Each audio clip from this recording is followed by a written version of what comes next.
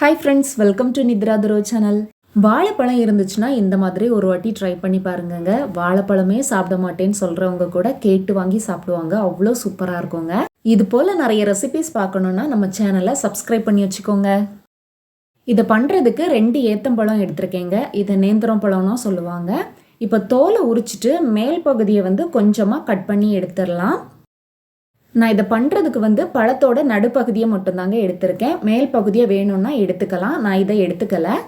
பழம் கொஞ்சம் பெரிய பீஸாக வேணுங்கிறதுனால நான் நடுப்பகுதியை மட்டும் எடுத்திருக்கேன். இப்போ இதுலையே 2 பீஸாக கட் பண்ணி எடுத்துக்கலாம். இந்த மாதிரி 2 பழத்துலையும் 2 பீஸ் வச்சு 4 பீஸ் கட் பண்ணி எடுத்திருக்கேங்க. இப்போ ஸ்டவ் ஆன் பண்ணிவிட்டு தோசைக்கல் வச்சுருக்கேங்க. தோசைக்கல்லுக்கு பதிலாக நான்ஸ்டிக் பாத்திரம் இருந்தால் அதை கூட யூஸ் பண்ணிக்கலாம். தோசைக்கல் லைட்டாக சூடானதும் அதில் 1 டேபிள் ஸ்பூன் நெய் சேர்த்துட்டு நம்ம கட் பண்ணி வச்சுருக்கிற வாழைப்பழத்தை அது மேலே சேர்த்துடலாம். பழத்தை இப்போது 2 பக்கமும் நல்லா மாற்றி மாற்றி விட்டு ரோஸ்ட் பண்ணி எடுத்துக்கலாங்க. பழம் இந்த அளவுக்கு நல்லா ரோஸ்ட் ஆகி வரணும். இப்போது ஸ்டவ்வை ஆஃப் பண்ணிவிட்டு இந்த பழத்தை தனியாக இன்னொரு பாத்திரத்தில் எடுத்து வச்சுக்கலாங்க.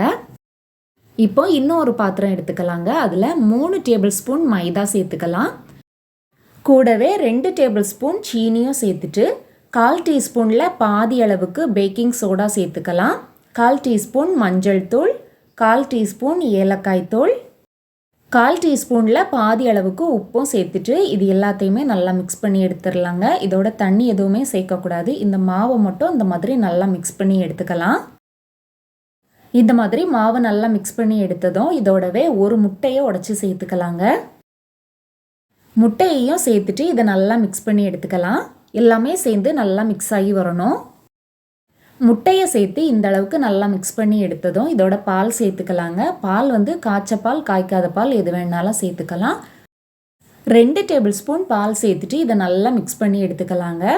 நம்ம மிக்ஸ் பண்ணி எடுக்கும்போது இந்த சீனி எல்லாமே நல்லா கரைஞ்சி வந்துடணும். அந்த அளவுக்கு நல்லா மிக்ஸ் பண்ணி எடுத்துக்கணும். பால் பத்தலைன்னா கூட 1 ஸ்பூன் அளவுக்கு சேர்த்துட்டு நல்லா மிக்ஸ் பண்ணி எடுத்துக்கோங்க. இதை நல்லா மிக்ஸ் பண்ணி எடுக்கும்போது நமக்கு தோசை மாவு பதத்துக்கு இந்த மாவு வரணுங்க. அந்த அளவுக்கு நல்லா மிக்ஸ் பண்ணி எடுத்துக்கோங்க. இப்போ தோசைக்கல்லை லைட்டாக சூடாக்கிட்டு நம்ம கரைச்சி வச்சுருந்த மாவை இதோட சேர்த்துடலாம். சேர்த்துட்டு 1 ஸ்பூன் வச்சு லைட்டாக விரித்து விட்டுக்கலாங்க. இதை நீங்கள் நான்ஸ்டிக் பேனில் கூட பண்ணிக்கலாம். இப்போ இந்த மாவு மேலேயே நம்ம ரோஸ்ட் பண்ணி வச்சுருந்த பழத்தை ஒன்று ஒன்றா வச்சிடலாங்க. தீயை சிம்லேயே வச்சுக்கோங்க. தீ நல்லா எரிஞ்சுதுன்னா மாவு கரிஞ்சிரும். பழத்தை இப்போ மாவு மேலே வச்சதும் 3 டேபிள் ஸ்பூன் தேங்காவை துருவி இது மேலே சேர்த்துக்கலாங்க. தேங்காவை சேர்த்ததும் இதை ஒரு 3 நிமிஷத்துக்கு மூடி போட்டு வேக விட்டுடலாம். அதுக்கு மேலே வச்சோன்னா மாவு கரிஞ்சிரும். அதனால 3 நிமிஷம் ஆனதும் ஸ்டவ்வை ஆஃப் பண்ணிடுங்க. ஆஃப் பண்ணிவிட்டு இந்த மாவை லைட்டாக ரோல் பண்ணி எடுத்துக்கலாம். சூடாகவே இருக்கும். மெதுவாக ரோல் பண்ணிவிட்டு அதை அப்படியே வச்சிடலாங்க. இது நல்லா ஆறுனதும் இதை பீஸ் போட்டு சாப்பிட்டோன்னா சூப்பர் டேஸ்ட்டாக இருக்கும். இது போலவே நீங்களும் செய்து பார்த்துட்டு எப்படி இருந்ததுன்னு சொல்லுங்கள். வீடியோ பிடிச்சிருந்தா லைக் பண்ணுங்கள், ஷேர் பண்ணுங்கள். தேங்க்ஸ் ஃபார் வாட்சிங்.